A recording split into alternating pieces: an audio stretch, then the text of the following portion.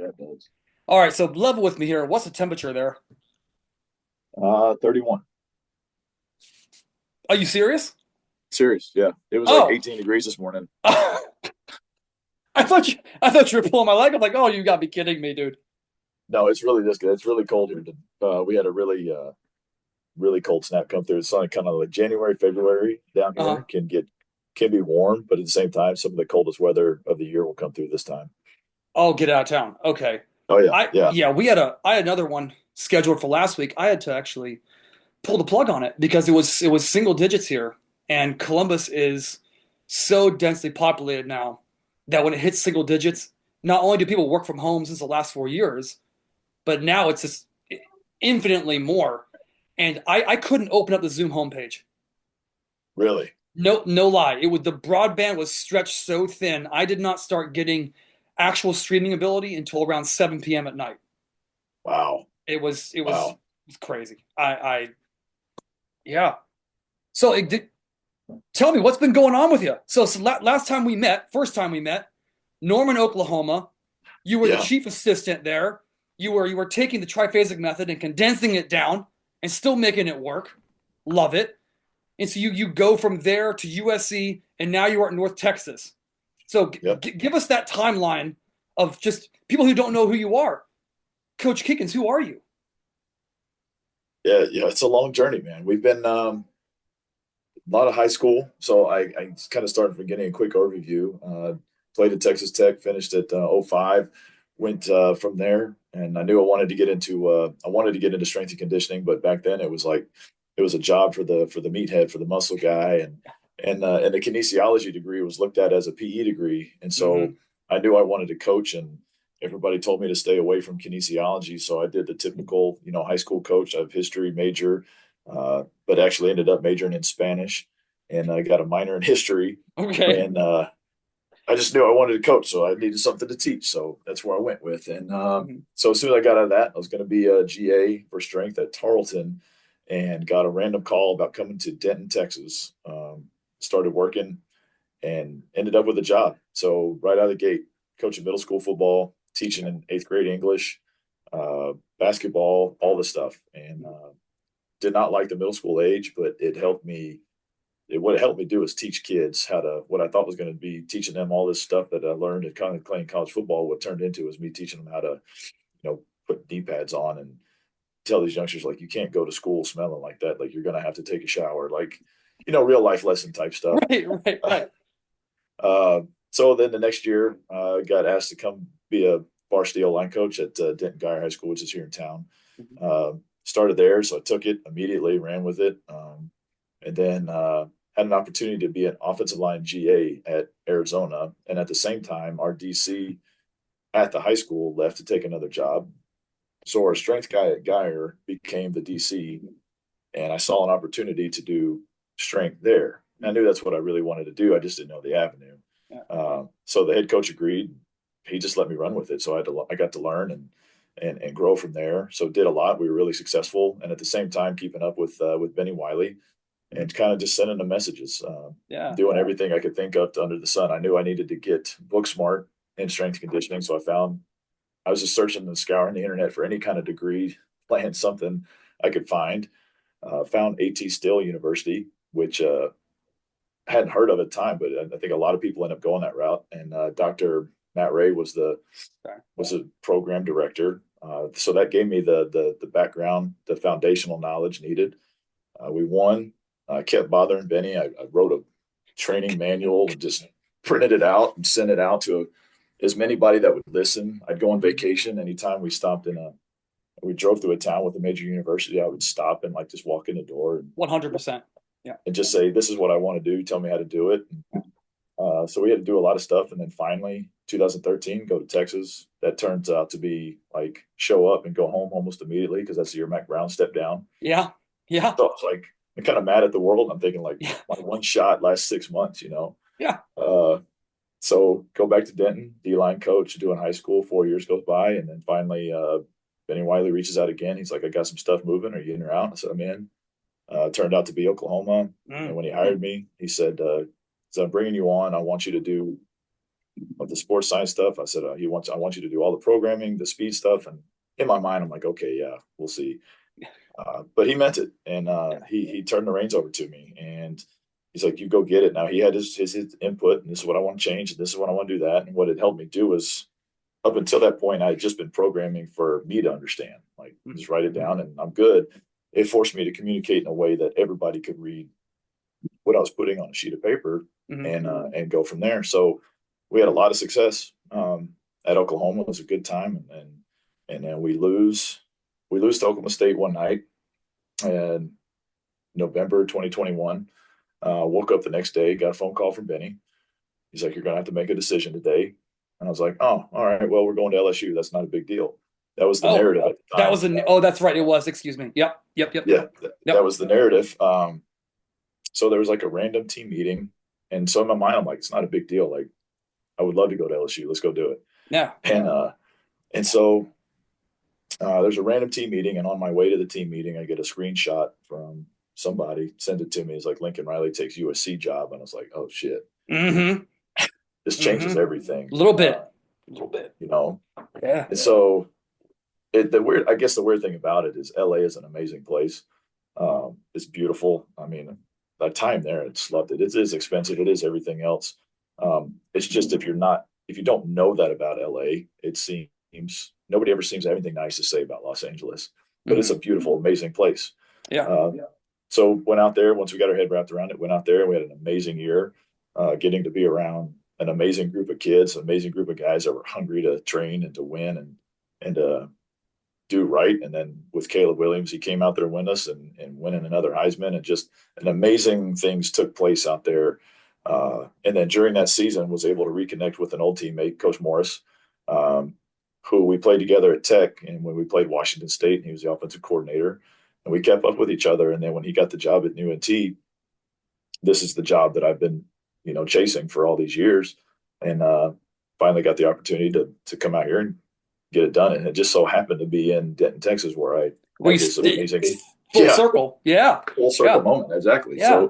So, absolute no brainer for me to come back here, and really excited to be here. Yeah. I mean, there's so much I want to unpack there with your story, and I would just like to say for everyone who's listening, and those who haven't spent time with you, that I remember the first morning being in Oklahoma and going there and talking to you, and you handed me the sheet and you said, "This is what we're doing today."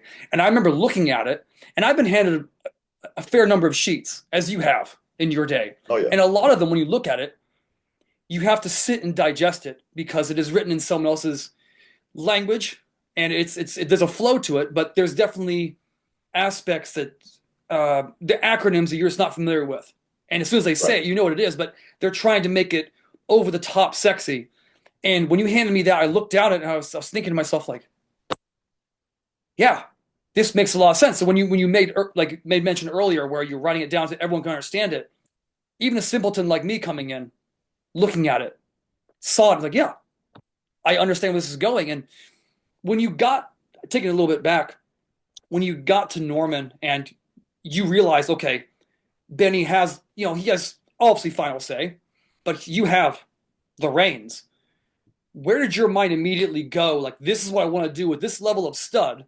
And for those of you, or for those that are listening that don't know, this was the Kyler Murray Heisman campaign year. C.D. Lamb was there, Marquise Brown was there, Creed Humphreys was there, a lot of studs. What were your top three non-negotiables going into that in terms of program and execution for that offseason? If you had to limit the three non-negotiables to improve on, what are they? Healthy. Mm. Get these guys to Saturday, and that was I think that was the number one thing. Get them to Saturday fast, running fast and powerful, and at the same time get them there as fast and as powerful and feeling and strong as humanly possible. And how do we hold on to that Mm. um, without beating them up so much so that the talent level that was there at the time, it was hard Yes. to maybe feel how great they all were at the time. I mean, Mm-hmm. nobody knew that. I knew Creed was amazing, but I didn't know Creed was going to be what Creed is today. I knew CD Yeah. was phenomenal, but I didn't know Mm. CD was going to become what CD is today. Um, but that was the feeling, because when you walk into a place like that, um, like Oklahoma history, but then you walk into the indoor and then there's these 7 national championship banners staring at you, and you're like, I'm not going to be the one that's going to screw this thing up. When you walk across the street and there's, these statues of all these Heisman Trophy winners, you're like, I'm not going to be the one that screws this up. And so going into that, those were the top three non-negotiables for me. Like, keep these guys fast, keep these guys, strong as hell, but at the same time, cannot, like, hurting these guys is not an option. They have to No, get stay healthy. no, no. That was when you're dealing with that level of talent, and they're genetically above and beyond. Like here at OSU, like those guys, whether they were here from day one recruiting or they got paid to be brought in, they're all freaks. So Yeah. keeping them incredibly healthy is yeah, I 100% agree. And when you're looking at that in a weekly template leading up to Saturday, how is that split out? So starting from Sunday on to Friday, what is the week to the game look like for you? So all the time that we had there, like at Oklahoma, and we still kind of operate by this narrative. Um, I'm not a big believer in game and then coming up and then doing all this run and all this stuff. Like, wake up and take a day to move around, to walk around, really light recovery activity, and just kind of and be in that way we can all come back together. So a weekly operation would be Okay. game on Saturday, take Sunday off. Now we're going to roll on Monday, and that's going to be more of our upper body emphasis day during the season. Okay. We switched to Tuesday, so we go Monday, Tuesday, and we did that on purpose because back then it was actually Monday and Wednesday because everybody was afraid of that hard practice on a Tuesday. We kind of, the more you looked at it, the more research and everything you started reading, the more we thought, like, if Tuesday is going to be our high day for the nervous system, let's make it the high day across the board. Yeah. So Monday, so our big lower body day, and a total body day now becomes that Tuesday, and then we lift again on that Thursday, and that was kind of been the formula since then. Mm-hmm. And that's still to this day, like going through USC to now at Denton, North Texas, like that is still the in-season recipe. Yeah, Monday, Tuesday, Thursday. Mm-hmm. Yep. Well, that full body day on Tuesday, what does that look like if you were to like knee-jerk reaction? Because that's the higher intensity day, higher CNS loading day. What does that in-season look like? So coming up, what we're doing right now, most Mm-hmm. of the time with it, is a big movement like a trap bar deadlift. Mm-hmm. We almost remove all Olympic lifting in season is pretty much removed. And then so we're going to go like trap bar deadlift, and that's going to be accompanied with some upper body movement and then auxiliary movement. So we want to get these guys warmed up, do our pre-work, and we build in a lot of agility and movement Mm-hmm. into pre-work, which Yeah. meaning like you come in, you're going to kind of take these movement patterns and roll through in the weight room, small stuff that we can do. And then as you get warmed up, then we have our specific auxiliary work that's going to match the work for the day, wherever that's going to be some of our core work, some of our pulling, upper body pulls to get ready for that trap bar deadlift. And then Mm-hmm. we give them an option. Actually, Coach Summer gives them an option of working, like a trap bar, or if you want to go a sumo deadlift, whatever fits you best, whatever you want to do on that day for that pull, you got it. Go get it. And Okay. that's your main mover for the day. Yeah. Okay. That literally, I would probably hit it off with Coach Sumner because my next question was why a trap bar versus a sumo? Like, if you had to ultimately prove your preference and take a trap bar over a sumo, like, why would you take a trap bar over a sumo pull?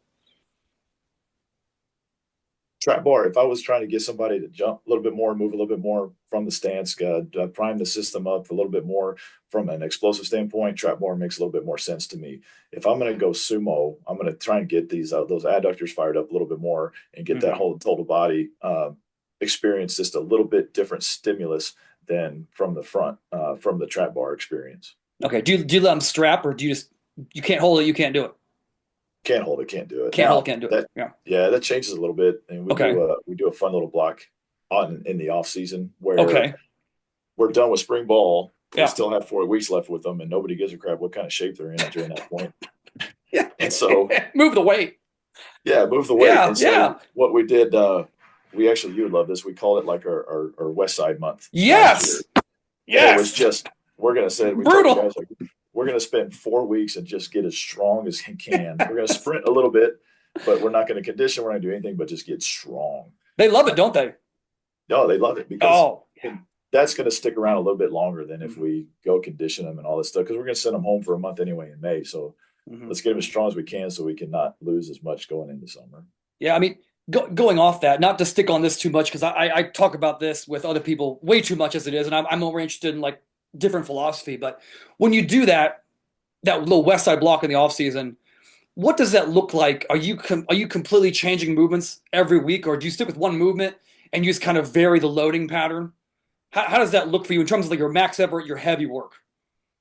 The max effort is going to be our one movement. The one thing that we've Okay. done almost consistently now is gone straight to box squat. Oh, Um, yes. and just taken the idea of like we've got to have these perfect squats. Like perfect squats for who is the Right. question anymore in my mind. Right. I spend so much time forcing you to do this and forcing you to do that. Like just set the height that we need to set it at, Mhm. and that you can comfortably move weight. And let's move some stinking weight and quit chasing all this other stuff that you know. I don't say it's not a waste of time, but I don't think the returns on it are as advertised with the full squats and the verticals and the. It's just not what I think it. It's forced People say it displacements. is. Yeah, I Yeah. know. Well, we can. Well, yeah, we can. Oh, yeah. There's a lot that can be said with that. And it was a question actually I wanted to ask you later on is your feelings on box squatting, especially in season versus off season. Do you apply that in season at all? I'm a big advocate of doing it in season just to keep stiffness down. But do you see any value doing that in season versus off season? What's that doing Box box squatting? squats. Hmm. We're damn near full time box squat. Oh, If hell I yeah. want Okay. if I need range Yeah. of motion, I'm going to RFE you. I'm going to reverse lunge you. There's so much more I can do to get range of motion through the hips. Like it does not have to come from a perfect beautiful squat. What I can use squat for is loading. What I use a trap bar deadlift for is to be able to load the snot out of you. The same reason we do single arm like RFE hand supported squats, single leg squats, is because I can load the crap out of you in a way that other ways I can't do it. Hmm. And so, what's the easiest way to load it? Half the guys I got right now come in with all different training backgrounds. We got a batch of guys now that haven't cleaned in 4 or 5 years. They don't know. So, do I take 5 months with a I, guy that has 1 year left to get him to clean, or do I start moving weight with him now? And we got to go to work, man. yeah, and that's something I remember being told back when I was at James Madison, and it's one of those times where you're in your early 20s and you're thinking about philosophy and you're seeing a lot of Olympic lifting, and it is sexy, it's awesome, but at the end of the day, they're football players, not Olympic lifters. I don't see the need, to your point, spending if you have 50 minutes in this NCAA sanctioned time of day, 15 20 minutes teaching them technique on a lift that I don't see a translation to the field other than just getting you brutally stronger. And I think it's better just to get someone brutally stronger and keep their mobility. To your point again, if they need knee flexion, lunge them, Oh yeah, splits. I mean, I love Bulgarian split squats. They hate them, but I love yeah. them. You know, so We can do it any kind of way you want to. yeah. But that's the name of the game now. I probably got 10 guys that come here and they got 1 year. And then too, like let's say I get 10 guys and now they're on their fourth or fifth or maybe sixth year. Well, college football isn't easy, so they come in with a laundry list of things that are wrong with them, and that you got to Mhm. work around it. I think like we're in the process of designing a new weight room, and I've got more machines in there than I ever have. It looks like my high school weight room with machines because It- I don't know what I'm gonna get. So I got you it. No don't. matter what comes through that door, I got to get you stronger.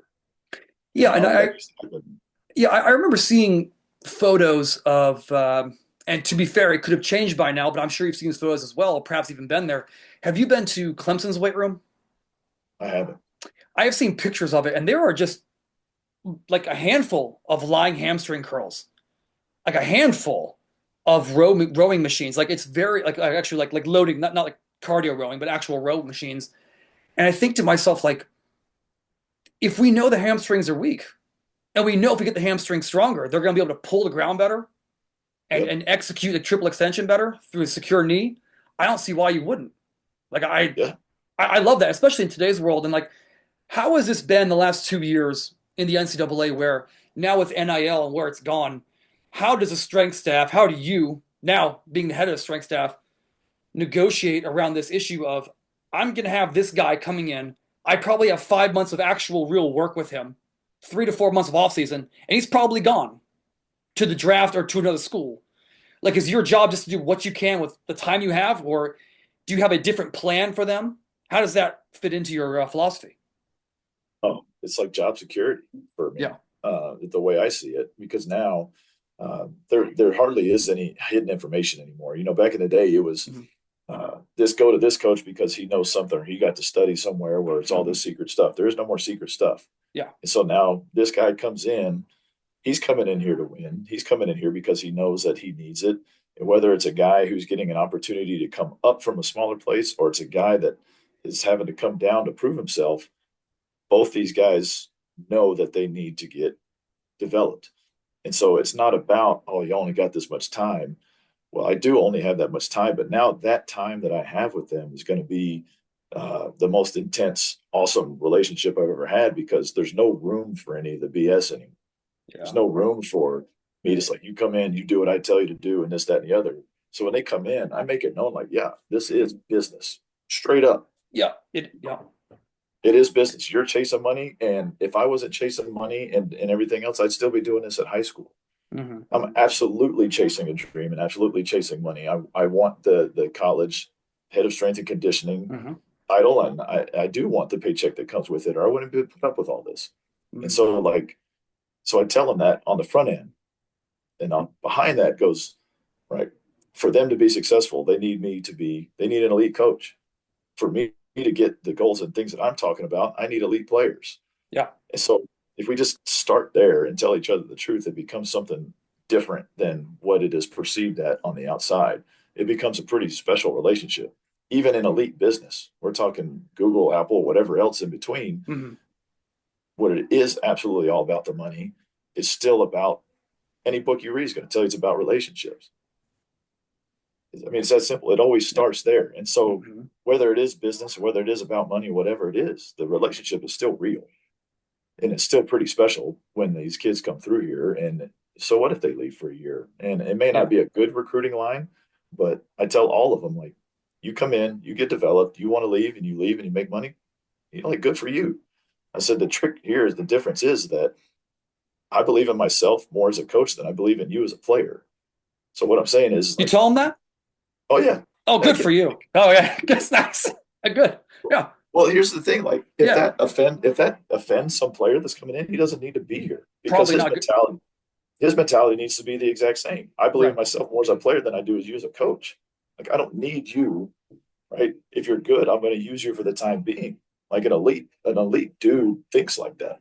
Like, I'm going to be successful no matter what. Hmm. Now, for the time being, our goals align, and because our goals align, like, we're going to help each other out, and that's the agreement. So Hmm. in that space, like, we have to tell each other the truth, Yeah. and we got to be on it. And there's no room for any of the, like I said, there's no room for any of the bullshit anymore. It's Yeah. gone. Hmm. Do you find yourself, well, good, you've been there for a short period of time, but when the new group of NIL guys come in, are you going to bring them all in a room and have that conversation with them, or is that an individual conversation that happens as need be? It's pretty open. We Okay. always say we've gotten, we still use the term family. Hmm.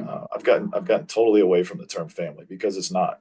um, it's not, Yeah. it is family, but it's not the family like brother, sister, mom, dad. That Hmm. family is forever, and you don't have to do anything to have it. You're blood related no matter what. Yeah. Um, and these guys come in, and so we just refer to it as a warrior family. Like, you're in the family for this time, and you can only stay if you're providing for the family. Like, if you can't bring anything to the table, if you don't bring food back to the cave every now and then, like, Hmm. sorry, dude, you can't stay. Right. That doesn't change the fact, like, the love is there no matter what. I love you, all that stuff. You just can't be here. So if you serve no use for the team, for this family, like, you can't stay.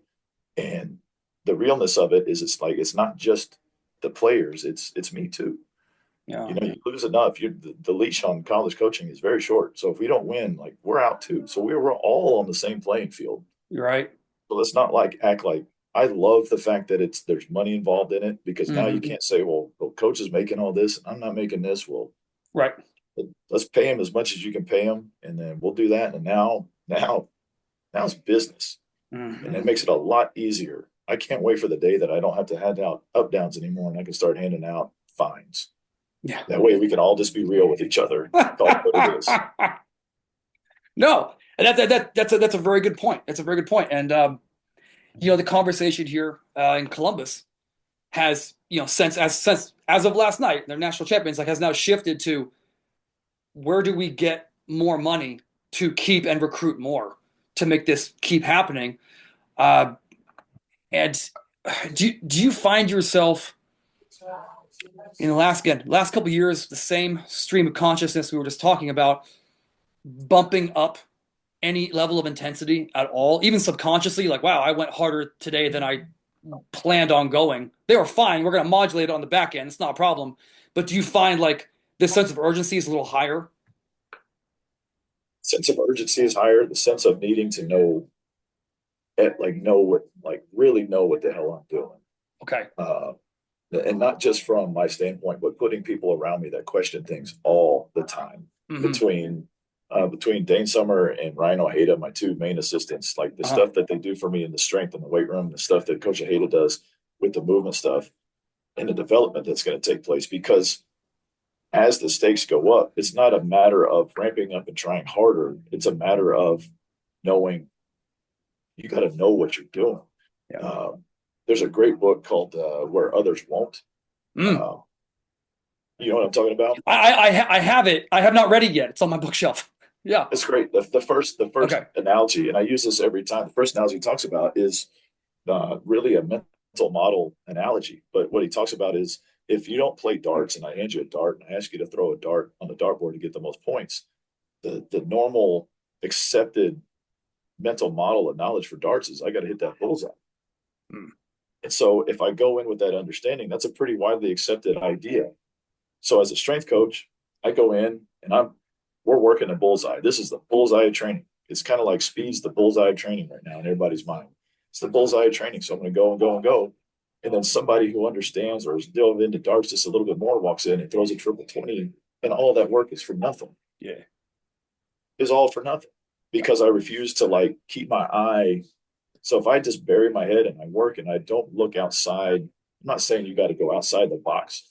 Look outside the edges of the box. If you know darts, you know that the triple 20 is about 2 or 3 inches above the bullseye. It's been right in front of your eyes the whole time, but you didn't know because you weren't looking. And so, I ask my athletes that quite a bit, how good are you at actually seeing reality for what it is? Mm-hmm. We'll line up the dumbbells and be like, are they straight? And be like, yeah, yeah. Are they?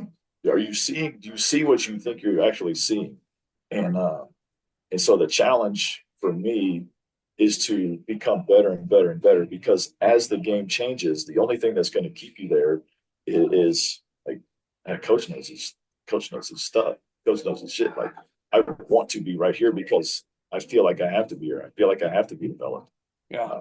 This is the spot for me. It has nothing. If you refuse to grow in these times, you're done for. You have to be ready to grow. You have to be ready to adapt. The person that is complaining about the way college football is or the way the kids are, they're getting left behind. It's you got to tell yourself a better story, man, because it's moving fast and this game's going to need fast responders. Yeah, very, very quick. And when you're looking at that and you're looking at their perception of reality, how much of that involves being in the weight room? So the dumbbell analogy you just gave, or it probably wasn't an analogy, it's probably a real story. And Oh yeah, yeah. okay, Yeah. when you look at that, have you ever asked them what is their goal on this lift? And then when they tell you their goal, do you ever ask them like what do you plan on doing outside of the weight room to get to that goal? Is that a conversation you've ever had? We dive into this quite a bit, and Okay. we talk about like personal vision, like vision development. Mm-hmm. And so when we have all these metrics that we change, so we call them, everybody calls them your key performance indicators, right? But we Oh, have four KPIs, different, delicious. yeah, right, Yeah, all the time. yeah, yeah. So, but we've taken that a bit further, and we have what we call our physical KPIs, like the things that we can actually measure, and then we have what we call X factor KPIs, which is this what I believe to be game changing movement stuff that we're doing. We have Okay. spiritual KPIs, which we talk about like heart strength, and we have leadership KPIs, meaning like I can't do this alone. I need somebody. I need you to be elite too. And so with the physical KPIs, it's our counter movement jump, our drop jump, speed, acceleration, all that stuff. So, coach, what are we doing in the weight room? For you, I don't know. Whatever moves those numbers. That's it, Okay. right? And then, so what is the goal? So that's the idea, right? And so Mm. setting that up was, what do we need to do to move those numbers determines what we do. Okay. When we talk about vision development, what's your vision? Coach, I want to be in the league. What do you want me to do? All right. Well, first, I need you to understand your current reality. How far are you away from being that guy? Hmm. And so everything you do from here to there needs to engage in that vision. What are the actions I need to make my current reality look like that vision? And so I asked him the question, like, do you want your current reality to look like your vision, or do you want your vision to look like your current reality? Oh, that's a good question. That's a good one. Yeah, Right? I've never heard a phrase like that. Because if Okay. your vision, Yeah. yeah, if your vision looks like your current reality, then it's not a vision, No. right? But I want Yeah. to make my current reality look like I'm an NFL guy. So how Hmm. do I do that today? How do I engage in that? Yeah. So we call, and this is all coming from a guy named Robert Fritz Okay. and a guy named Peter Senge, but he calls it creative tension. Okay. And and the idea is like I'm not building this, I'm creating this vision. Like I'm engaging with it. I have this idea of what it is, but I really don't know everything that it's going to take to get there. So there's tension there, and that tension needs resolution. Mm. So I have to like go out, I have to go find, I have to seek, I have to find the ways to get that done, which keeps me like holding on to that tension, keeps me engaging with the vision and asking better questions. And the more I do that, the harder the work gets. I have to understand too that there's going to come with emotional tension with that. So Hmm. whatever crap that I have in my background, I can't pretend like that doesn't exist. So as I'm being pulled towards my vision, there's also a rubber band pulling me backwards with this emotional tension. Yeah. So now we get into the spiritual KPIs, like how do I deal with emotional tension? Yeah. How do like on the days where I successfully train week after week after week, sooner or later you're gonna be like, I don't want to do it. How do I still choose to get up and go do something to be productive? And nobody is immune to it. If Simone Biles, the greatest gymnast to ever live and Hmm. walk the face of the earth, can succumb to Right. my mentals aren't right. Yeah. Well, the week before the Olympics. Yeah. Yeah. Yeah. And Yep. if she can do it, what makes you think that you're so tough? Yeah.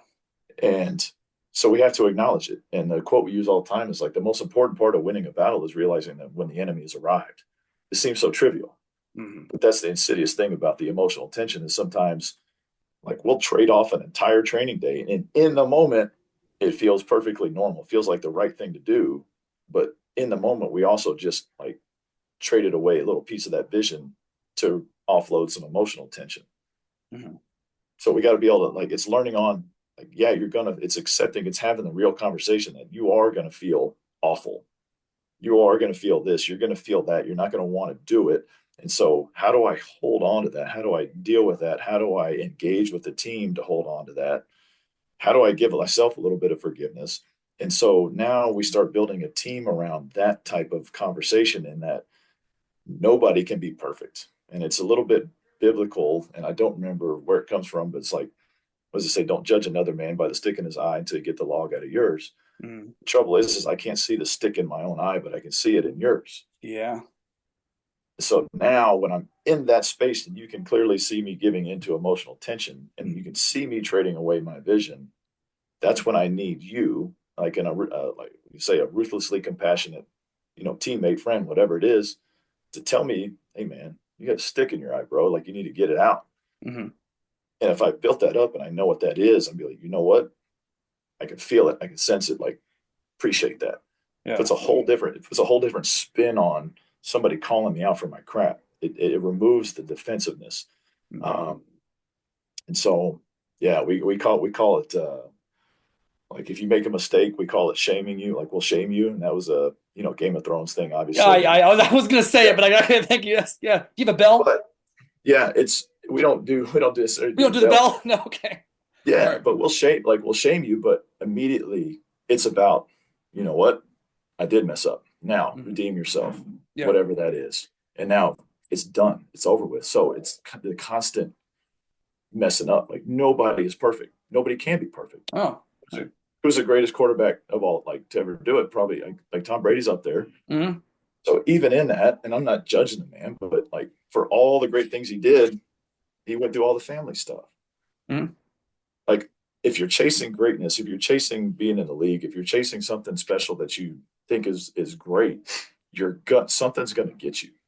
Nobody comes out of this clean. Yeah. Like all the talk that I did about everywhere I've been, OU to USC, like the move from OU to USC to back here emotionally tore me up, You and don't it's say. still there. Yeah. Yeah, oh yeah, it's still Yeah. there. I Yeah. had to walk away from my family for 2-3 months at a time, Mm-hmm. twice in a year. My son went to 3 different schools within like a year and a half. So I'm chasing this great dream, but it does come at a cost, not only to the family, but to me, to me emotionally. But I know that's what it is. Yeah. If I don't know what it is, then you get sabotaged by it. And next thing you know, you're just like, you don't know what's going on. So if we don't take the time to just to do, we can do the physical KPIs, we can do the agility, we can do all that. But if I don't take the time to cover those things, then we're gonna get got. Yeah. And the only place to do it is like, well, coach, that's for sports psych. That's great. Like everything we're talking about is awesome when you're sitting in a chair and everything's hunky dory. Mm-hmm. But when we're on, rep 15 or whatever of the conditioning day, and we're out there running hundreds or whatever it is we're doing, and the day sucks, like, okay, now where are you at? What are you Yeah. thinking about now that all these alarms are going off in your head? Now let's have that conversation. So we'll get in the fire with you. And that's the one thing I always loved about Benny and learning from his is conditioning with every group. Like Yeah. running and all that stuff is not that difficult. But now Right. look at me. I'm in the same space as you now. Yeah, I'm doing it. I'm in the shit with you. Yeah. Yeah. Yeah. Now I want to walk through the fire with you, and I Mm-hmm. want to show you how it is possible to still be engaged, even though everything's telling you to not be engaged. Yeah. Yeah. And like playing off that, I've told this to other people, and this is something that you told me when I spent time with you in Norman, that when you go from job to job, you look at it as in a different way. And I've never heard it phrased this way. And when you phrase it to me this way, completely changed the gears in my mind in terms of we don't look at it as I'm moving from job to job. We look at it as we're starting a new adventure in a new place. Our life is an adventure. Yeah. And that resonated with me. It still does to this day. I still tell people, I still give you credit for it. Whether or not they reach out to you and say thank you, probably not. But I give credit where credit's due. However, adventures come at a cost.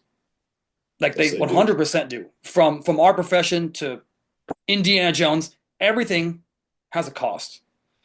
And I think the trick, and I would hope you'd agree, where it does come to a balance. How do you balance that cost? And then on the back end, once you've accomplished it, how do you then, to use your term, redeem that cost that was spent? Uh, and when you're doing that much traveling, especially with a family, with wife, child, like who I've met, awesome people. I I I give you all the credit in the world because I haven't done it. I don't think I'll ever do it. And that's a big take. And are they with you in Denton now? Oh yeah. Yeah. Okay. Yeah. This is like home for us. And this has been good. This has been a good 2 years starting year three. Mm-hmm. And things got wild there for a while, Mm-hmm. but things were normal in Norman, and then it was just kind of it was tough there for a little while to be gone. But I get that question a lot, and about like where's the line with everybody, and it's a simple answer. Like I could do all those things. I could be home all the time, but I also I don't know. There's something in me that says, okay, son, you can do whatever you want. Go chase a dream, Yeah. but not but I didn't show him how to chase a dream. Yeah. Like I'm chasing a dream, and like, okay, this is I want to do it. I want to watch. I want him to be able to watch me. I want him to be able to see how much work goes into it, what it Yeah. takes to be something different, something more than to dedicate something to like to serving athletes, but at the same time to dedicate to serving athletes and, being able to bring home a good living for the family. Um, the cost of it for him to be able to be around these young men up here that grind and I just can't stand it when I hear people who are not in this realm. It's like these kids these days are so you don't see the young men that I'm working with every Right. day. Like these young Right. men are special. Yeah. Not only they come up here and deal with all the stuff that they've been through, and we know who knows where they're coming up from. They're still going to school. They're still making good grades. They're good kids. Hmm. They're just living in a different world that you haven't adjusted to yet. Yeah. And so I want my son to be able to see that and what it means to see these kids work at a really high level. I want my daughter to be up here to see what a young man who knows how to bust his butt and what it means to be respectful and to be powerful and to so that when she grows up, she knows like she knows what the example looks like. I Yeah. tell recruits all the time, like, you guys come in here, you better be good people because I want my daughter to come around and see like that's the kind of man I'm supposed to be with somebody. Yeah. Right? And if you don't add up to that measurement, then we're going to have problems. So all those things add up to, yeah, it's worth it. Because Hmm. now, while it was hard in the moment, when my son graduates and grows up, he's going to be able to tell stories about when he went to an elementary school at this place called Oneida Bay in Palos Verdes, California, Okay. where you could go to school and see the ocean. Was the move out there hard? Absolutely. Was leaving hard? Well, but that's a story that nobody else has. Right. We're watching a national championship last night. I Hmm. was like, why are you eating dinner? Why don't you look at another stadium that you've been to? Yeah. That's pretty Right? cool. That's pretty Yeah. wild. Yeah. Yeah. You've been in Big there. Yeah. yeah. Like you enjoyed like those beats by Dr. Dre. Like as you're watching the Chicago Bears play, remember that you see the quarterback, Caleb, he's the one that gave you those. Yeah. Like those are the That's things pretty cool. like you think you're bored, like those stories don't come to he doesn't even know it. He Oh, doesn't well, realize how okay. This is my next question, and this is a total. Now we're completely off the rails of strength and conditioning. Now we're just talking about life and yeah, how to move through life. So great, we're just gonna steer into this hard because this is a question I found myself wondering last night. Could have happened in either direction, not being political. I'm just watching people inauguration wise, and I'm seeing all these like kids, like children kids, five, like 4, 5, 6 years old, you know, a hand throw away from where Trump is, JD Vance's kids. And I'm wondering to myself, at what point, at what age do they realize, holy crap? What age, like, do you think your kids are going to sit back and be like, holy crap? no idea. Okay. I was just wondering, man, it was like Yeah, 13, 14, maybe. I don't know. yeah, it's so weird. My son was so excited to go to a bowl game this year, Okay. and I had to have a talk with him and bring him down a little bit. Like, look, we're not Oh, going to the cotton. We're not going to the okay. Cotton All Bowl. right. Yeah. Yeah. Like Yeah. his bowl game history is Alamo Bowl, Orange Bowl, Peach Bowl, Cotton Bowl, Alamo. He's bowl And spoiled. That's what he is. oh my gosh, he thinks going to the Cotton Bowl and staying at the Hilton Anatole downtown Dallas and confetti. He thinks that's normal, Normal. uh, Yeah. and which is great. That's awesome. Yeah. And those were really special moments and special times.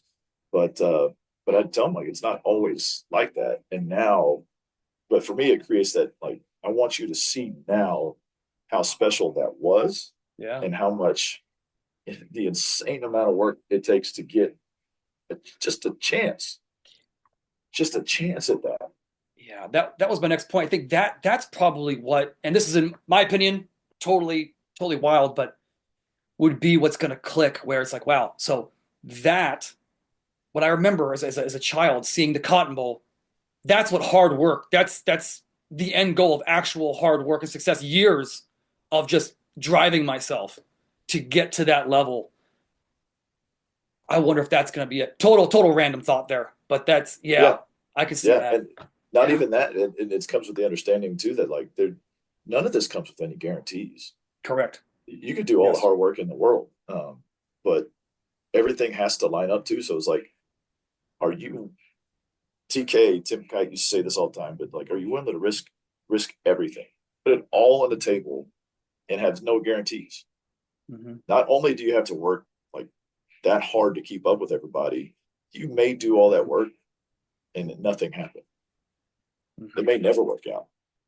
So that's the real understanding of what you're taking, the risk you're taking to do all this. So um, for my kids to understand that, Mm-hmm. for these guys to understand that, like Yeah. I don't know, I can't remember how many Division I schools, but it was Ryan. He was the head guy at Virginia, and we did a clinic together. And he said this the first time I heard it, and because we were talking about the same deals, like there's only so many of these Division I strength jobs, like Right. Division I head strength jobs, like 130, 140 something. Mm-hmm. Imagine if there was only 140 plumbing jobs in the world. I was like, whoa, okay. So now let's take the visions. All right. My dream, Yep. I wanted to be a head strength coach. The audacity, right? To think Yeah. that I could make that happen. The Yeah. audacity. And then I'd turn it back to the kids. I was like, the audacity to think you could make it in the league. That was that. Yep. Yeah, Yeah. like Yep. there's no chance. Everything says you're not going to make it, but here we all are. Like here we are doing this every day and dedicating our lives to it. So Yeah. like, so what? But you better understand that nothing's guaranteed, and you're going all the way back to vision and alignment. There's a Mm-hmm. great saying that I just like. It's like a Japanese saying, and I don't know exactly where it comes from, but uh, nothing, not even the thickness of a hair, should come between them, a man's action and his vision. Meaning, your action should align with your vision Every day. seamlessly Yeah. every day. Okay. That's a good one. Playing slight pivot, but staying on the emotional route. Do you ever have the experience where any day of the week, off season, in season, doesn't matter, guys are coming in and you're seeing, let's say out of 20 guys in a group, you're seeing three that just look emotionally downtrodden, and you have to, nothing, I don't know, their girlfriend broke up with them, something's going on in their family, something just beyond their control, and you have to modulate their intensity or their volume. Is that something you've run into, and how do you handle that? It's having to talk, Mm-hmm. and this is where becoming more, I guess, more skilled and things like this, but understanding what it is, and then being able to tell or maybe offer them a different story to tell themselves in their head, whatever it may be. Girlfriend, something happened, uh, but we know that we can't trade a whole. We know we can't trade an entire day for this. Right. So now it becomes like, what a great opportunity. And I know I don't want to be all positive in this moment, but now you have an opportunity to work through this. And if you can't work through this, give it to somebody else. And so we go back to we had this staff, this team staff, and we call it, walking through the valley of the shadow of death. The Okay. rod staff. We don't have a rod; we have a staff. Okay. But what's it for? It's to serve, to protect, to push you along. I can nudge you with it. I can protect the team with it. I can do all kinds of stuff with it, just Yeah. like a sheepherder. But there is no one sheepherder. Mhm. And so in that day where I can't be the leader and I need you, that's where that staff, that idea is, I see you and I see the trouble that you're in. And I know what your vision is. So I am going to use the staff to guide you through this work. I am going to be the light today. And so when we're walking in darkness, like we don't care where the light comes from. I'm going to find the light and get close to it because I don't want to. If it's in the darkness is where I trip and fall. Yeah. It's in that moment, that emotional moment where like I trade away things with my vision that I would never do if I was in a different headspace. I would never trade that away outside of that headspace. Yes. So if I build the right structure around me, the right team around me, that can be recognized. So I can have that conversation with them. As soon as they walk in, you can see it like, Yeah. hey, Oh, you can see it. Yep. today's the day that you're going to lean on me. Today's the day that I'm not going to leave you. Today's the day that I'm going to go tell players like, hey, guys over there hurt. Make sure you stay with them. We started something new last summer where we're doing conditioning. Conditioning is where everybody falls apart. One guy can eat it all day long. The other guy can't handle two or three, and he's like a wreck. And just listening to this, it was just another guy talking about buds. Everybody knows buds. Everybody talks about it, but it was just a click that day when he's talking about the surf torture, about how they link up and they just gotta We Yep. always say you got to, a motto we have is eat shit. Like sometimes it sucks and you just got to eat shit and deal with it. Yep. Just like, Yep. and so I thought, you know what, we're going to do this today. We're going to in between every rep of conditioning, you have to link up. And the only way you miss a rep is if you don't run, you run straight to your teammate in between reps. And for the first time in my career, all the handful of guys that been over and I'm much running, all that stuff, all the bitching, all the moaning, it disappeared. Everybody linked up because the thought went from I'm tired, I'm this, I'm that to I got to get to him. Yeah. And the feeling and everything, it changed immediately. It was insane.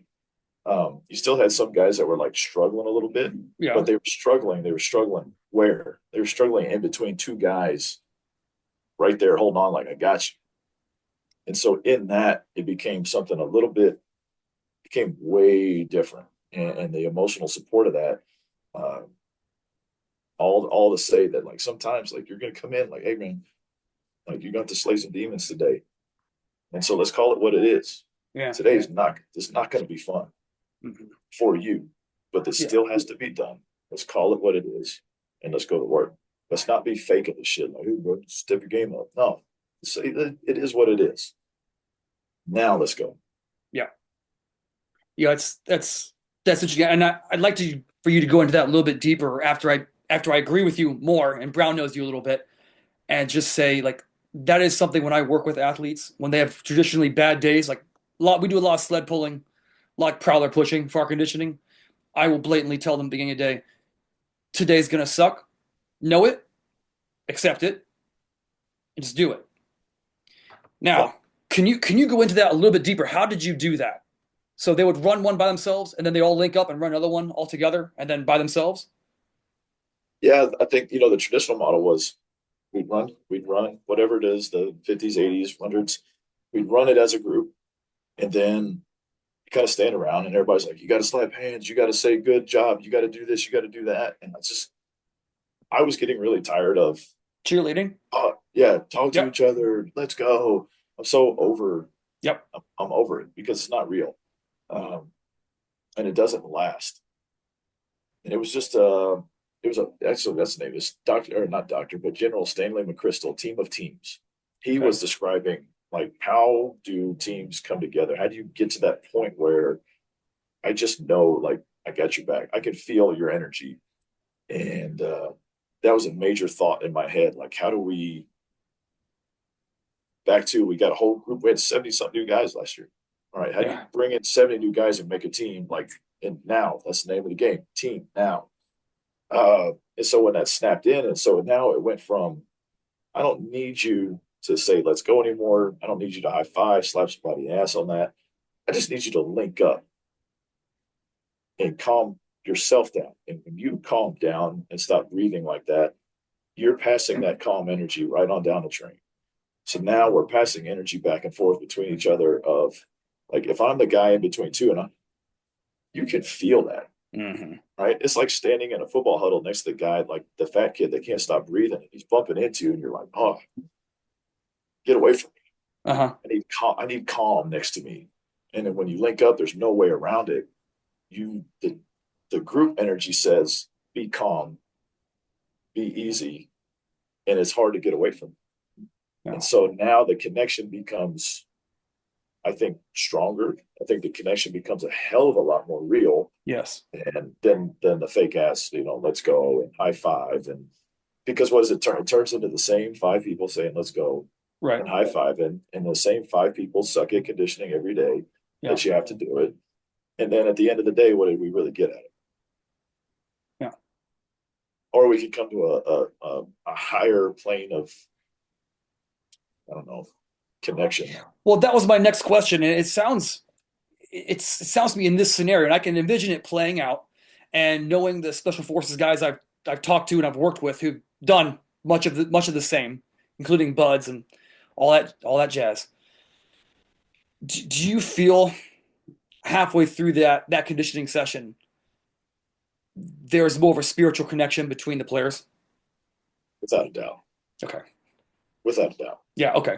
I imagining in my mind, I'm like, what the like SEALs and Rangers and guys I've worked with that have gone through selection have told me they're like, we get to a point we know each other to what you've just said. You can feel your dude behind you or in front of you. You can feel what they're feeling without talking to them, and they share with me the same almost like an ethereal connection Yes. between everyone, and that just I mean, that's why forces units are special forces units, in my opinion. That's what makes them so much better than Yeah, everyone else. They can feel without communicating verbally. They just know. They know.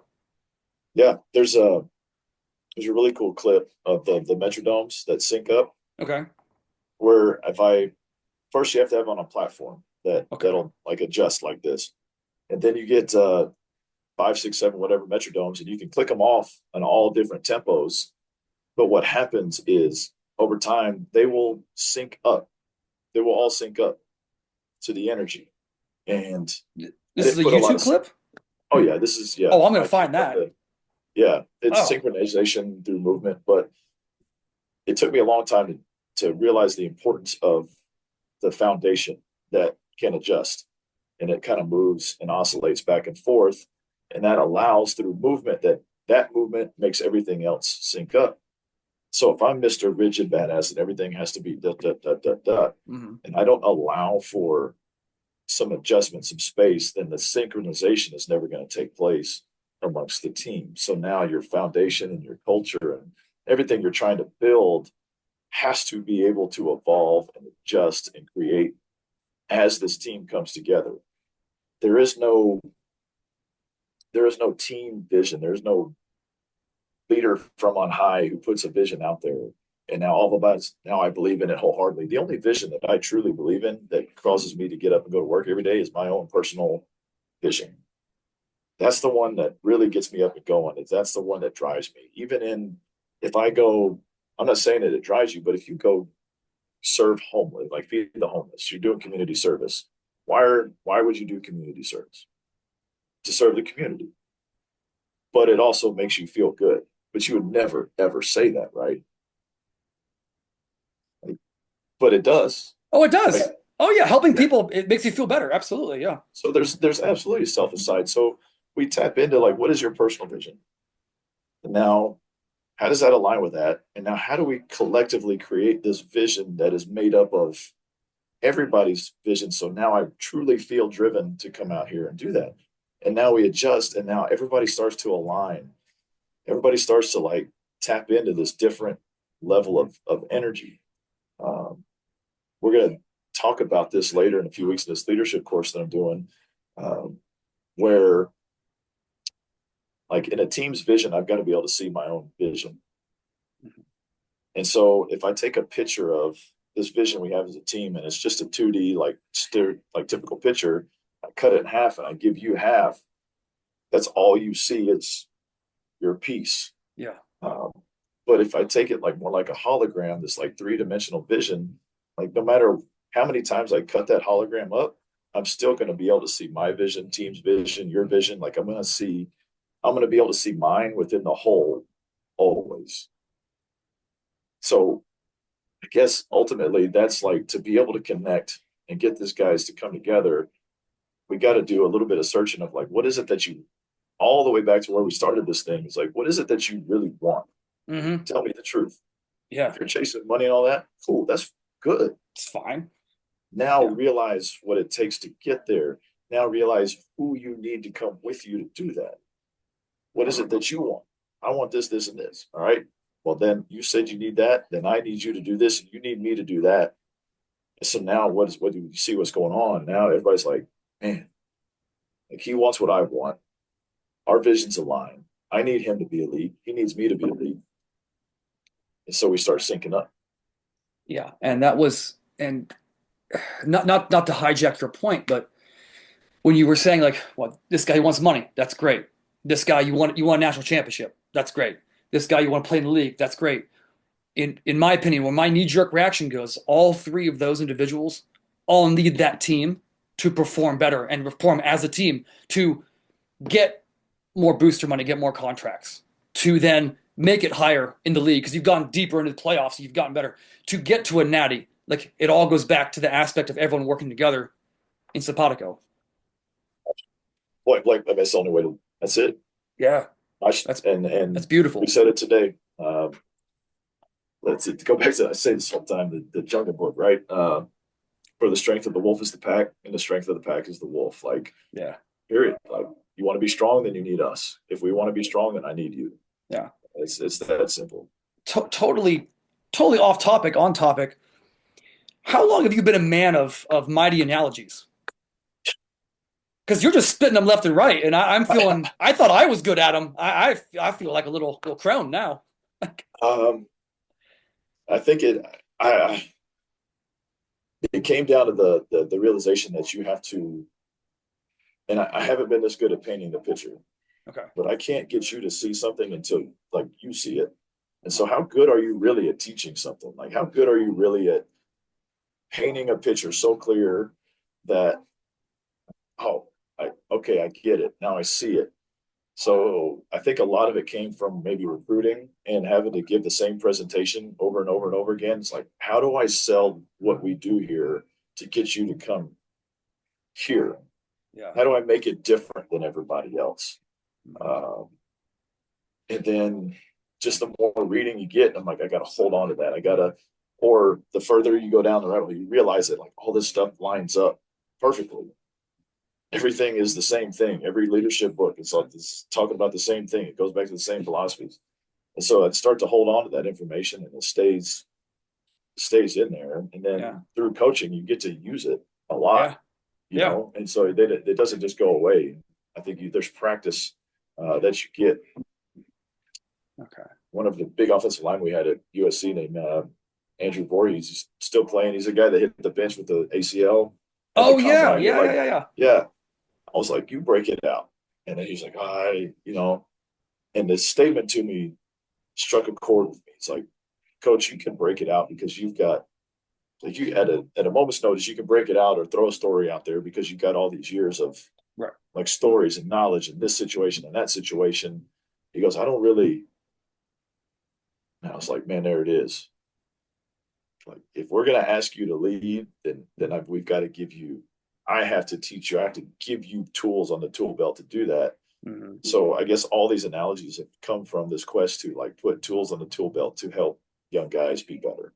Yeah. How can I say the same thing, 30 different ways so that one of those is going to click and you can see what I'm Yeah. saying? That's really funny. You ended on that because that's exactly where I was going to go. Where I got taught this a long time ago. I was 19.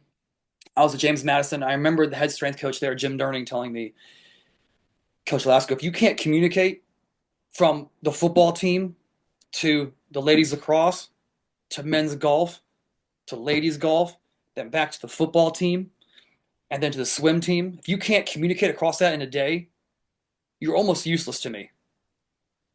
Yeah, He's like you have a great head of hair, but other than that, like useless to me. So I think that's a phenomenal like tool and tool belt to have communication to be able to explain the same point, but you have 30 different bullets to fire off to get that one point across. I think that's a highly underutilized aspect of what we do in our craft.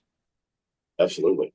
I think, yeah, I keep saying the mental models, but it's really these mental pictures of how we think things work. Mm-hmm. And I can't change that until I make you see that way. So I guess it's more of a saying, I need you to do something. I need you to perform this lift in this way. You have a mental picture in your head of what I'm telling you to do or the way you think it should be done. And no matter what I say and you keep doing it wrong, the cold hard fact is that like in your head, you're doing it how you see it and you don't click. So now I need to paint a different picture for you to see it. So I had to change the way that you vision what it is I'm trying to get you to do. And I think some athletes are totally talented at like I can see it, I can see myself doing it, and now like visually and kinesthetically, I just do it. Yeah. And I think there's some that like, okay, I got it, but they don't have the so now how good are you at getting that person to move? And that goes all the way back to my time at the middle school. Like coaching these freaks up here is easy Yeah. compared Well, to compared to getting an eighth grader to understand how to hinge. yeah. Yeah. Yeah, you Oh, think you're good at coaching? Go teach that kid down there had a squat. Like every Right. rep is a new adventure for him. You Yeah. know, it's a hell of a deal. Yeah. I've worked with middle schoolers and ninth graders for about I did that for about close to 4 years. And I'll tell you something, middle schoolers coming in, getting them to understand how to do a body weight squat, to your point, Yeah, that's a fun little like 3 day adventure just to yeah, figure that out for them. no I doubt. oh my goodness.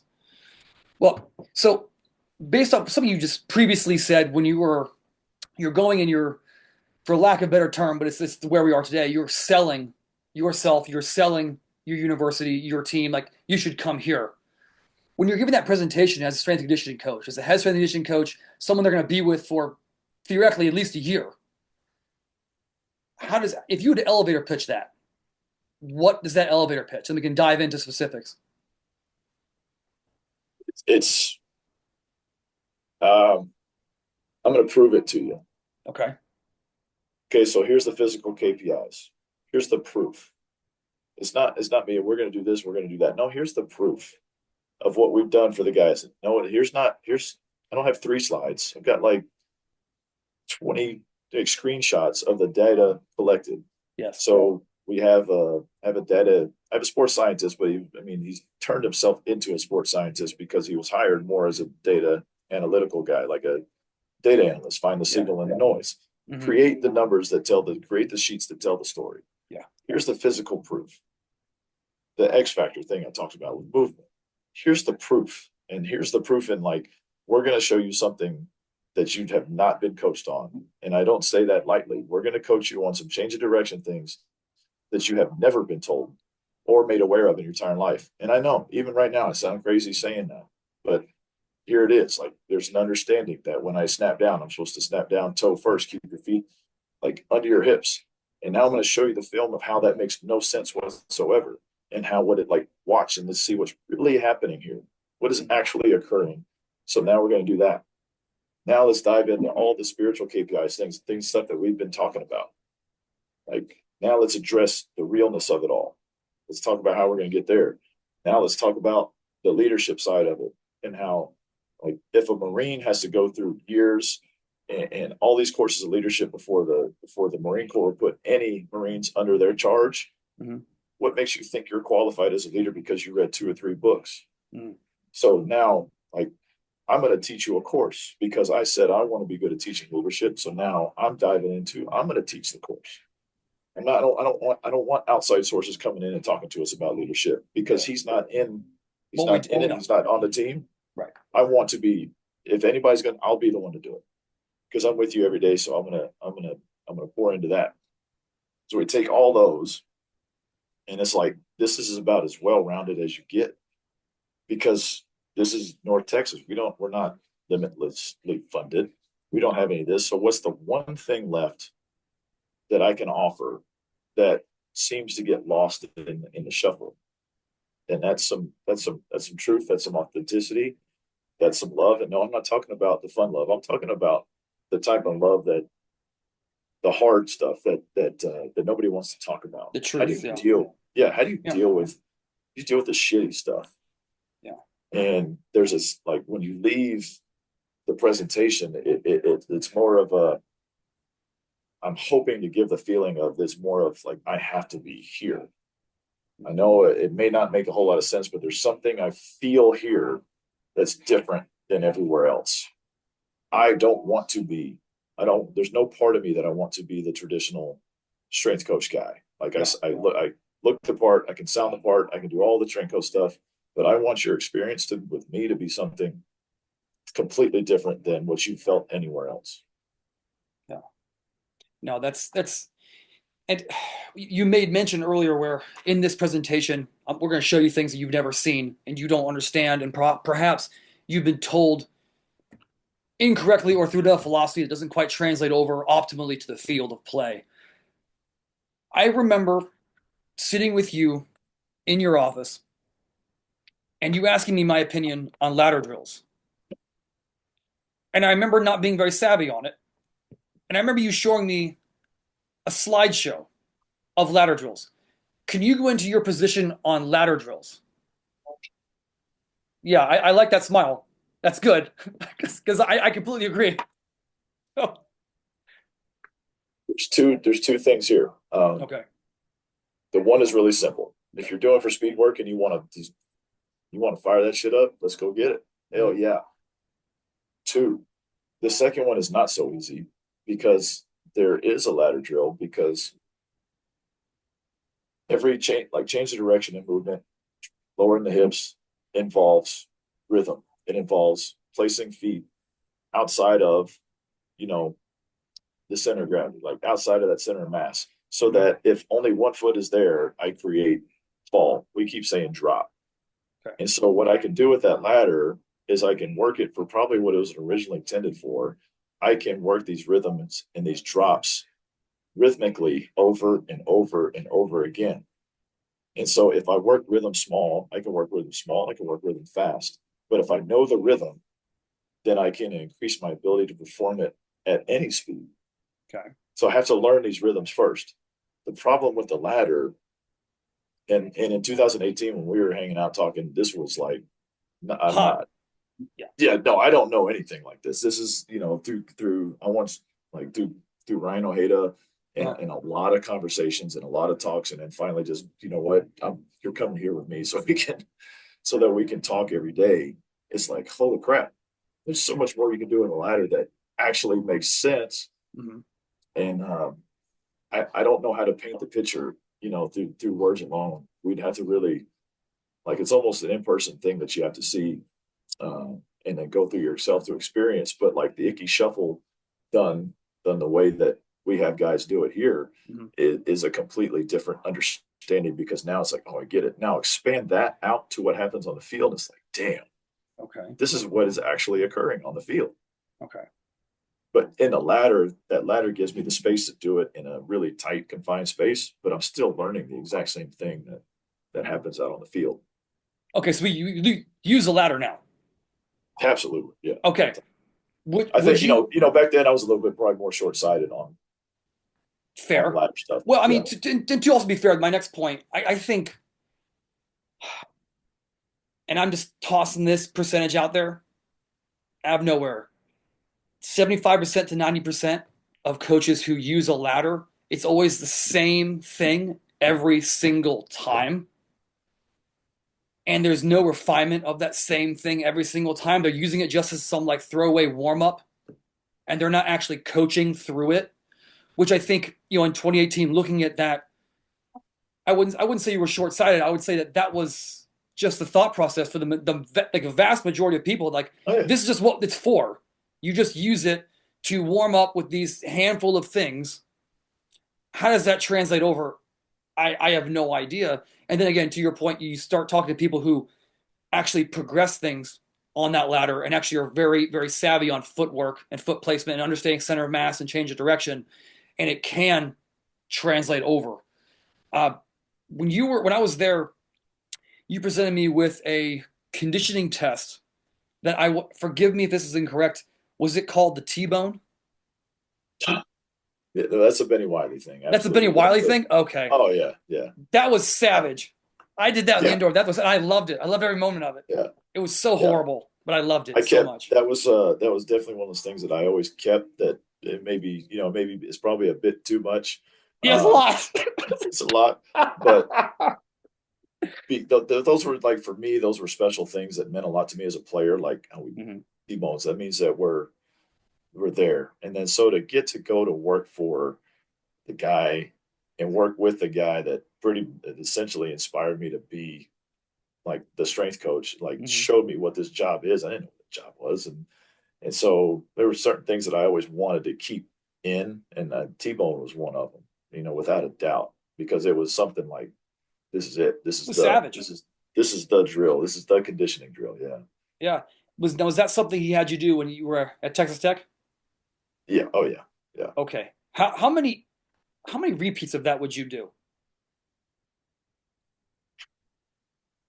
I think that we'd have 5 or 6 of those Oh, God bless. in a How, day. how much did you Yeah. weigh then? 300, Oh, two good for ninety you. five to Good 300. for Yeah. you. Yeah. It's great. Yeah. I don't know how these, I don't like, I'm much lighter now, and That was good. What's your conditioning look like now? Yeah, do tell. as for a team or for myself, or like Oh, let's get both. yeah, Let's start with you. Yeah, hell yeah. just running. My conditioning is running with the guys, Okay. and so I still love some 100s. I still love a couple of gassers. We don't do full gassers. We'll do two trippers. I mean, it's like a half gasser or Okay. down back down. Um, what I don't do anymore is really anything over 150. And then when I look at Total or condition, in one? no Like, total like in okay. per rep, Yeah, 150 yeah, yards I per got rep. tracking. Yep. Okay. Um, and so for conditioning wise, when I first really started getting to use GPS at Oklahoma, Mm-hmm. it was like, let's look at the speeds and let's look at what's occurring here. And you realize that these guys are like, okay, we've got this many yards. And like, let's break it down to three of a 5,000 yard day. 3,000 yards is them just like walking around practice, not like rocking side to side, not doing a damn thing. Mm. And then you look at what is the actual high speed distance we're getting on a strong day, 500 yards. And what is max speed? I mean, what is high speed distance? Anywhere you go, it's going to be 70, 75% at the most of your max sprint speed. Mm-hmm. And so now that's really easy to tap into that on a conditioning day. So now I'm like skyrocketing these high speed distances that I'm never going to touch in season.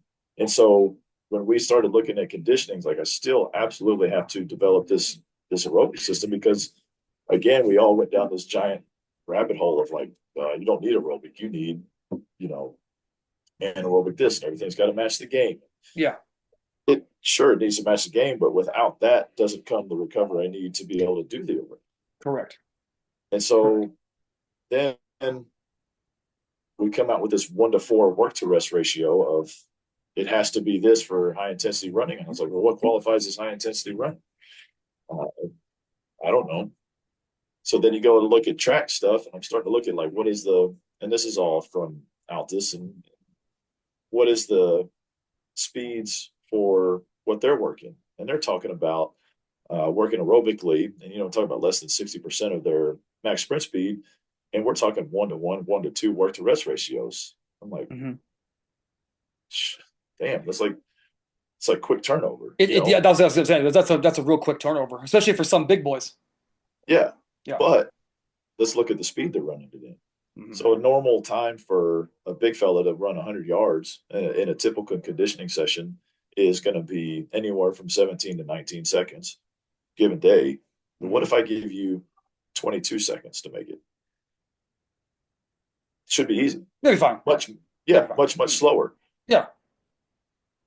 But I'm not going to let you rest very long either. So I'm not running fast enough to tear you down. Right. I'm not. So we're not going to pull anything running on these days. That was where my So mind was going. Yep. Yep. yeah. And Yep. so now I can still condition you, right? But what I'm conditioning are what I used to call is like your heart and lungs. Mm-hmm. So our high CNS days are speed days that are matched up with lower body days. Like I always tell the guys, like you're going to wake up in the moment training. You're not going to be like, oh my God, I'm going to die. Yeah. But you're going to wake up the next day and think, oh my God, I'm going to die. That's what our high CNS days. You're going to wake up going, Yeah. what You're the hell did I do to myself? right. Heavy and just like You're, downtrodden. Yeah. yeah. The heart and lung day in the moment, you're going to be like, oh my God, I'm going to die. But you're going to wake up tomorrow and be like, nah, I'm good. Yeah. You're not going to feel beat up by that. Yeah. Yeah. And that's what I think. And I've always been a large proponent of this. Like I understand the idea of anaerobic conditioning and matching it, to game duration. That was that hot take for, I'd probably say about a decade. I'm probably wrong when I say this, when you would look at a football play, well, it's 4 to 6 seconds. So we have to condition them from 6 to 9 seconds. That's like the conditioning. And why would you do anything over that? And I've always thought to myself, I feel as though there's an element of health to the individual in terms of like heart and also in terms of just circulation and just to use a great blanket term, GPP, just to develop a training base to then execute the higher level work. Does that sound right to you? Yep. Okay. Yep. And Yeah. I No, go, think go, it, go. too, you got to look at the hardest practices a guy's going to have. The hardest thing he's going to do in football all season long they're going to be camp practices. Mm-hmm. And that might not be the case across the board in every place that goes there, but based off the places I've been, is that camp practices have the highest loads, the highest yardage, the highest speed, the longest duration, the most plays, all that stuff. Then you get into season, and then sometimes Tuesdays are the hardest day. Mm-hmm. But like typically a full pad, like the game is almost the easiest thing they do all season long. Now I'm not saying that's the same for everybody. There's some guys that have unbelievable loads Mm-hmm. that are on special teams and do all that, and they get beat up pretty good in the game. Mm-hmm. But the majority of the guys, like, it's not the narrative, it's not what we think it is. Right. It's not grueling. No, Yeah. no. No. No. How do you talk about conditioning? And I'm sure you get this question often, so I'm going to pose it to you. How do you parlay and connect conditioning with the weight room? How do you balance that in versus off season? Like, are you double dipping on the same day? Are you splitting on your agility day? How are you doing that? We go So Monday is our high CNS day. It's our max speed day where that's the one quality, that's the only quality we're working on. Okay. And so we're going to start in the indoor. We're going to get them warmed up, or FRC or RPR, all this Mm-hmm. stuff. We're going to get them, and then we're going to run, and we're going to sprint. We're going to work on those mechanics. We're going to come in. We're going to blast them lower body wise. It's probably going to be our biggest lift of the week. Okay. And then we come back the next day and we start with an upper body emphasis lift. We're going to have lower body stimulus in there, but the Tuesday is going to be our big bench day, our Okay. big, pressing day. And then we're going to go and we're going to condition. And I condition first to get it out of the way, but we match our conditioning up with our agility, with our movement, because where we're at with the agility and movement, it becomes incredibly teach heavy at the beginning. Where it's like there's a lot of things that you need to understand off from the beginning, and it becomes like if I do that first, I lose them, like because they can't see where we're going with it yet. Okay. So we condition, and now when I get them in that space when it's time to learn, it's like thank God, all right, everybody just like I've got their attention because they're too tired to worry about. Yeah, it's automatic at that point. Yeah, Yeah. and we take Wednesdays off Okay. for the most part, or stretch, recover, do all that kind of stuff. Thursdays we come in, that's our big acceleration day. So we're going to start that first. So if Monday is a speed and kind of bilateral lower body, Thursday is going to be our acceleration, unilateral lower body stimulus. Okay. So we'll come in, we'll run. And then as we transition through Thursdays, it's really teach heavy, but then it becomes really transitional. Like the same thing with the movement. What good is a great start if I don't know how to get into that position? Get so damn good at all these starting positions, and nobody talks about how to get into that position while I'm moving. Okay. I'm picking up what you're putting out. Yeah. Yeah. Yeah. Okay. So the emphasis is that transitional period from start to stop to go. Yeah, like I'm running, I'm kind of jogging this way. Like, how do I drop into acceleration? Gotcha. What does that Okay. look like? Oh, okay. Oh, gotcha. Yeah. Okay. Right. And so instead of being just like Mr. Track Fast, 3-point start, all this kind of stuff, like again, how does it actually apply to what I'm doing? And then we go in, we lift, and then Friday, depending on what type of year we're in, but Friday is usually some sort of team, something or other. Mm-hmm. But it's the same makeup. It's conditioning, it's movement, it's upper body lift. So the lift would come first, and then the conditioning and the movement with there. Okay. So I told you we only do this for 90 minutes. We got like 10 more minutes left. I got some just good direct questions to ask you. What are your go-tos? Yep. So when we're thinking about lower body, I think you've already answered. You prefer a trap bar deadlift to a depth for your pull. Is that correct? Yes. Okay. Squat. You've already mentioned like you damn near box spot year round now. Yep. Do you have a certain bar you like using with that, or is it just an old school straight bar? Old school straight bar. If I had a budget, I would buy different bars. What bars by chance?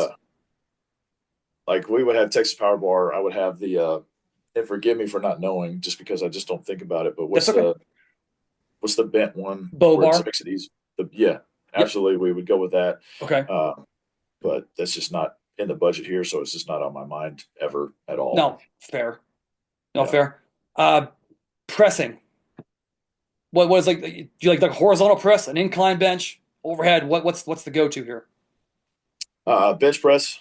it's the one thing that we can hold on to. It's the one measurable that we can get back from like combine numbers, and you can debate on. I know the bench has nothing to do with it, uh, but the combine says it does. So we don't not that we test for 225, but it's the one thing like how strong do I need to be on bench? I don't know. What does elite say at the NFL? And there's numbers on that. So like, okay, that gives them something to shoot for as Hmm. far as upper body strength. Other pressing movements that we're in love with are going to be the forgive me as early start where you're sitting on the ground overhead press, Strict press. uh, like strict press, but you're seated on the ground. Yeah, with straight legs. Yeah, Yeah. I'm sure that there's probably some sexy name with someone's last there's a name that's there's a attached super to cool it. name, but I Sure. love that. Yeah, I love Sure. that movement So, yeah. mainly because like you can't cheat it. There's no You cheating that and whatsoever. oh, and the loading is so low, so you can strain that, but you can keep that load exposure and keep his triceps fresh. Absolutely. I love it. Yeah, that's a really good one. And what other presses you like?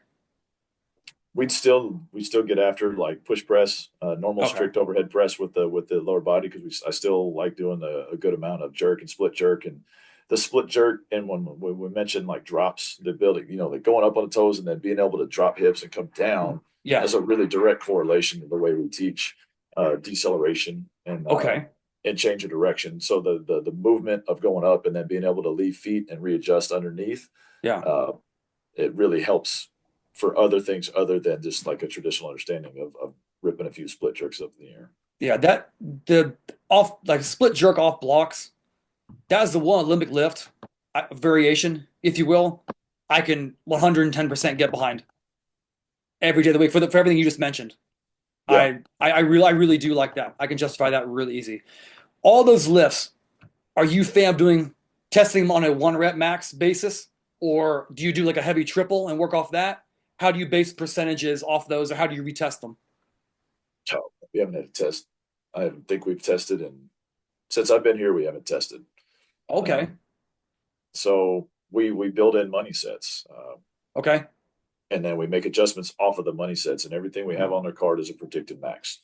Um, Again, the money set for me, not the money set. If I did 1 rep max testing, if I did that again, all for nothing. mm, Who gives a shit?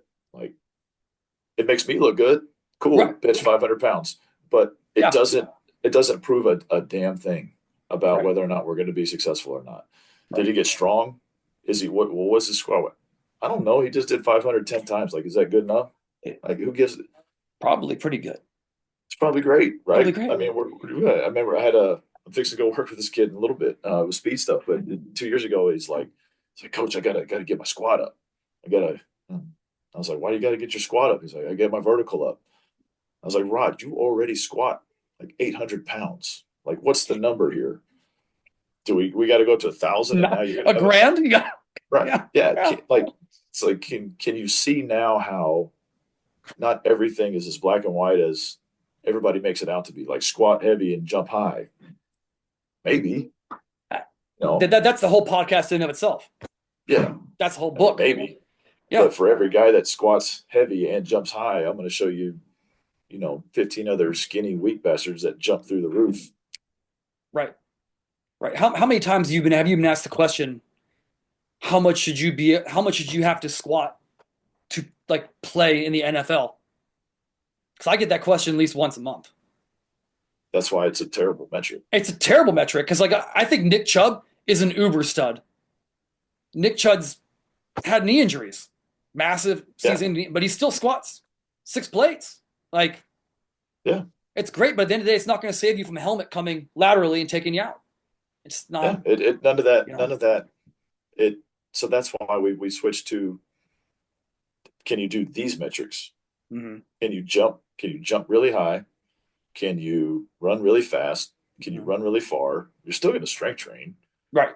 but if those numbers are elite, then yeah, you probably got a chance of doing something.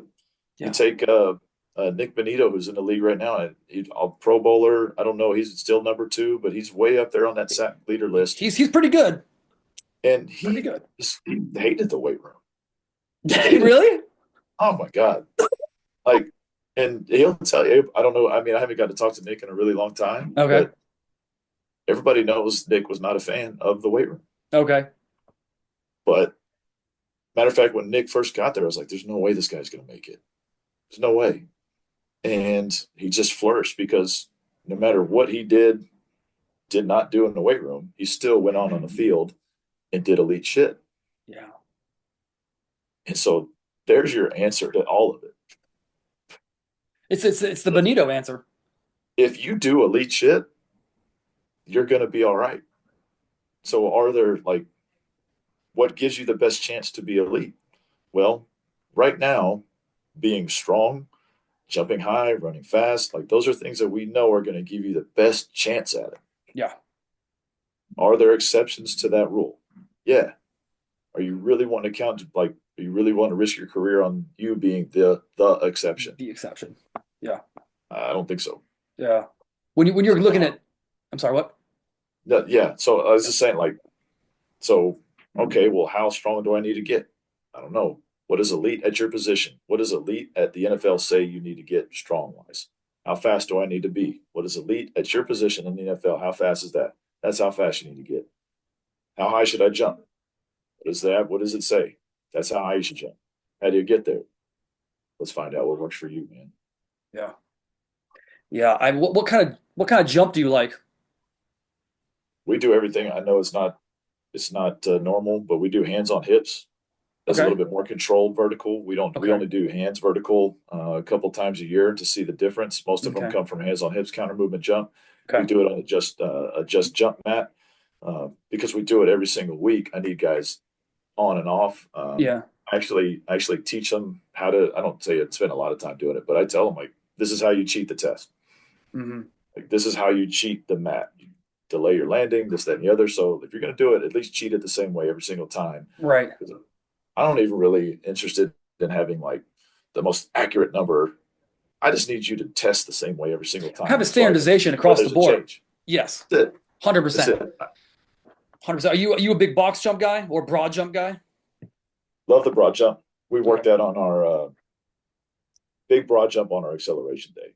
Okay. Like bounding? We'll do broad jump. We'll do bounding. Do Okay. a lot more quick contacts Hmm.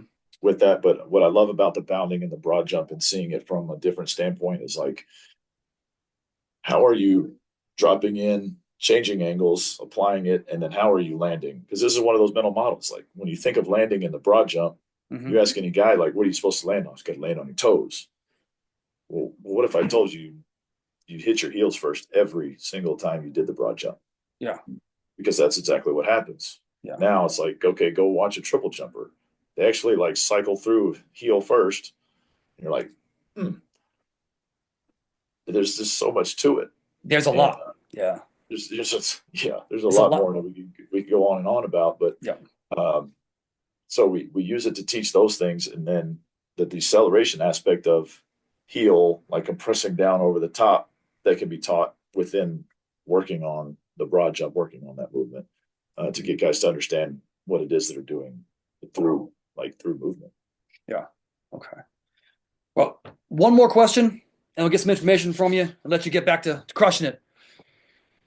If you had one day, let's say off season, you only have the guys one day that whole week. It can be a session as long as you need it to be. What does that one day strength conditioning session look like?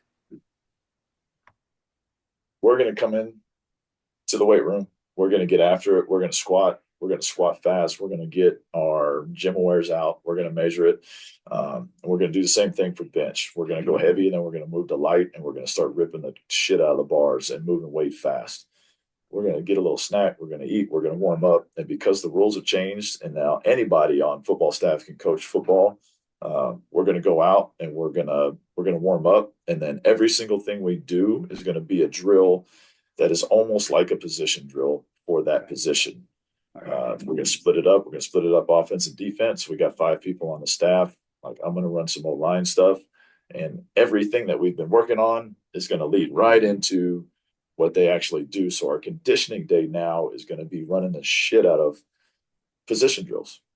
So that when we get done with it, when they get done and it's time to start football, they walk from us straight into football having been conditioned to do football. That job. That job, that specific job. Yeah, I like it. So you're a big fan of just sticking to power. If you get that caveat, it would just be pure power, move that bar fast, If I track had it. if that was the day Yeah. that I was going to roll with, and I had one thing to choose from, that's what I would choose straight up. Okay. Yep, I'd be Okay. living at 60 to 70, 75%. We'd be getting it. Okay. So you mentioned you're going to give a seminar. So, I do this for the athletes and then anybody admin wise. So on Okay. Tuesday nights we talk about so tonight we're talking about like team learning disabilities and like the structures that support them. So Okay. what it is like this systems thinking approach to leadership Mhm. and learning how to see the whole and learning to see that a lot of the things that give us hangups and problems come from really typical structures that arise, and they're really easy to once you can see it, you can see where like how they come up over time, and then they're easy to address, and then you can also find your biggest leverage points to make change. Okay. And so that's kind of the topic of discussion tonight with the guys, and it's totally voluntary. Okay. Uh, but like it goes back to like if I'm going to talk about being a leader, then I need to put my money where my mouth is. And that's something you bring to the table for the men on that staff and on that team, just to be informed and continue to learn and grow. Yeah, it's open. It's open to all UNT athletes, golf, Okay. swim, dive, tennis, any athlete, anybody is associated with UNT athletes. You know, they have the invite to come and to learn. So it's twofold to help them learn, and then the I guess the selfish side of that is it's for me to get better at teaching it and learn how to be better at developing the information and being that person. Yeah. Awesome. And then is there anything you want to say to anybody like who's looking to be in your position? Anything that you wish you would have known back when you were in like your early 20s? Um, you have to be open. Like there's no one way. There's never just one way to do anything. Um, you don't know. You're never going to know the answer. Uh, and so like no matter how far along you are, no matter how much you think you know, uh, you just don't. And the minute you start thinking that you do is when you're gonna is when you're gonna slip up. Is when you're gonna miss. So to stay hungry, keep the relationships open with the guys, just like we haven't talked in quite some time, right? But here it is, and we've been chopping it up as easy as it's ever been. Yep. And so those things come full circle, and especially in strength and conditioning, like it's absolutely about who you know. Yeah. And then when you get there, you better know your shit too. Yeah. And then you better be a good dude. Um, so Yeah. I agree. all of it. Yeah. And then be ready to. It takes everything. How much is it going to take? All of it. Yeah. All of it. Yes. Yes. Well, Coach, I appreciate you dropping by. Stick around a little bit. We'll get some information from you, and then we'll let you get on. Awesome. Thanks, man. Absolutely.